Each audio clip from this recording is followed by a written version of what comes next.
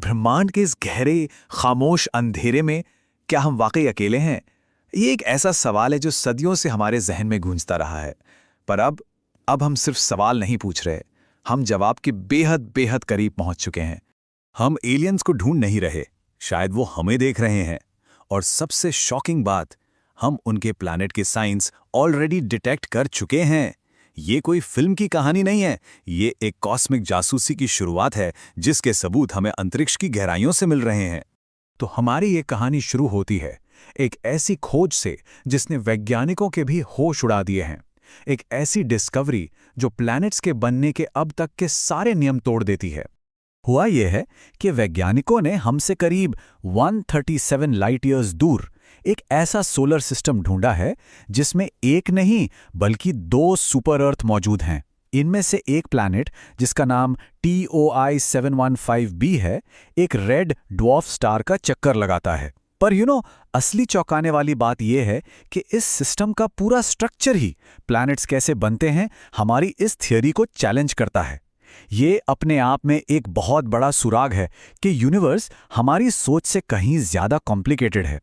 देखिए, किसी भी कॉस्मिक जासूसी में सबसे पहले घटना स्थल को समझना पड़ता है, और जिंदगी की तलाश में वो जगह है हैबिटेबल जोन। मतलब किसी तारे के चारों ओर का वो परफेक्ट एरिया जहां टेम्परेचर इतना सही हो कि किसी प्लैनेट की सतह पर पानी लिक्विड फॉर्म में रह सके। यही वो जगह है जहां जिंदगी पनप सकती है।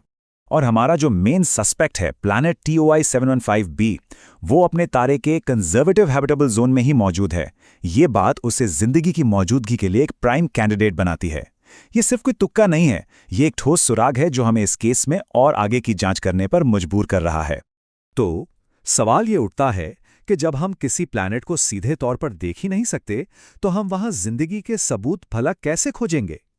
यहीं पर हमारी जासूसी का सबसे दिलचस्प हिस्सा शुरू होता है, अदृश्य सुरागों की तलाश।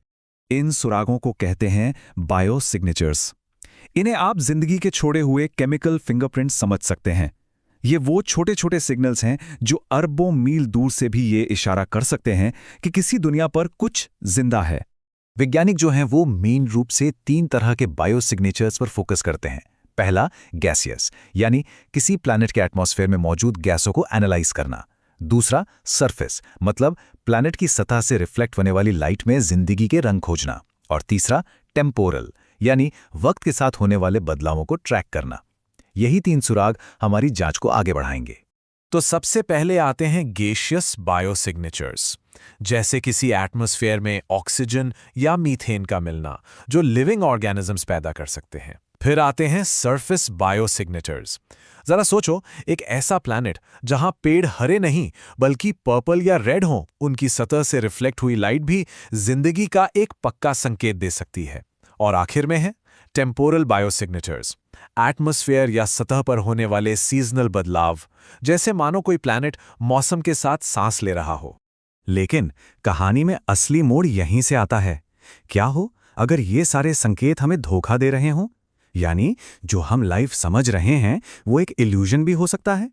अगर आपको स्पेस के ऐसे ही शॉकिंग सीक्रेट्स जानना पसंद है तो चैनल द स्टेलर दुनिया को सब्सक्राइब जरूर करें, क्योंकि यहां हम यूनिवर्स के सबसे बड़े राज अनकवर करते हैं। हमारी जांच अब एक ऐसे मोड़ पर आ पहुंची है जहां हमें सामना करना है ब्रह्मांड के सबसे बड़े धोखे का, झूठे सबूतों की पहेली का। लेकिन क्या ये सुराग हमेशा हर बार जिंदगी का ही इशारा करते हैं? जवाब है नहीं। और यहीं पर हमारी पूरी जांच को उलझाने के लिए एक नया कॉन्सेप्ट सामने आता है जिसे कहते हैं फॉल्स पॉजिटिव्स। इस कहानी में सबसे बड़ा धोखेबाज है रेड ड्वार्फ स्टार, ठीक वैसा ही तारा जिसके चक्कर हमारा प्लैनेट TOI 715b लगा रहा है। ये तारे बिना किसी जिंदगी के भी ऑक्सीजन और ओजोन जैसे बायोसिग्नेचर्स पैदा कर सकते हैं। होता यह है कि तारे की तेज UV रेडिएशन पानी या कार्बन डाइऑक्साइड के मॉलिक्यूल्स को तोड़कर ऑक्सीजन बना देती है। ये एक झूठा सिग्नल है, और अगर इसके साथ हमें कार्बन मोनोऑक्साइड जैसी एंटी बायोसिग्नेचर गैसें मिल जाएं तो ये लगभग तय हो जाता है कि वहां जिंदगी नहीं है। ये यूनिवर्स का एक बहुत बड़ा धोखा है। यहां से कहानी डेंजरस हो जाती है, क्योंकि यूनिवर्स हमें कंफ्यूज भी कर सकता है, और एक गलत सुराग हमें दशकों तक गलत रास्ते पर भटका सकता है। और ये सब हमें एक बहुत ही गहरे सवाल पर लाके छोड़ देता है क्या हो अगर हमने जिंदगी पहले ही खोज ली हो, पर हम उसे अभी तक समझ ही नहीं पाए हों। लेकिन इस धोखे और अंधेरे के बीच उम्मीद की एक रोशनी भी है, भविष्य की वो आंखें, हमारी आने वाली टेक्नोलॉजी जो हमें इस कॉस्मिक पहेली को सुलझाने में मदद करेगी। हमारे जासूसी के औजार लगातार बेहतर हो रहे हैं। केपलर टेलीस्कोप ने हमें हजारों प्लैनेट्स की दुनिया दिखाई। टेस, जिसने TOI 715b को खोजा, हमारे नज़दीकी रेड ड्वार्फ्स पर नजर रखे हुए है। भविष्य में प्लेटो हम जैसे सूरज के चारों ओर अर्थ साइज्ड प्लैनेट्स को ढूंढेगा, और 2040 में हैबिटेबल वर्ल्ड्स ऑब्जर्वेटरी, जो एक तरह का सुपर हबल होगा, कम से कम 25 अर्थ लाइक वर्ल्ड्स को स्कैन करेगा, सिर्फ एक चीज के लिए, जिंदगी के पक्के सबूत। और आखिर में ये पूरी खोज, ये पूरी जासूसी हमें एक अंतिम और सबसे गहरे सवाल पर वापस ले आती है। आज हम सिर्फ सिग्नल्स देख रहे हैं, ब्रह्मांड के अंधेरे में टिमटिमाती हुई एक हल्की सी उम्मीद।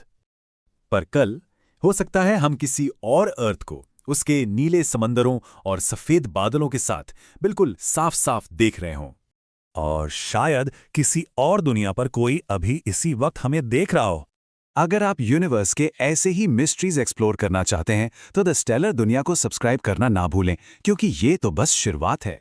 ब्रह्मांड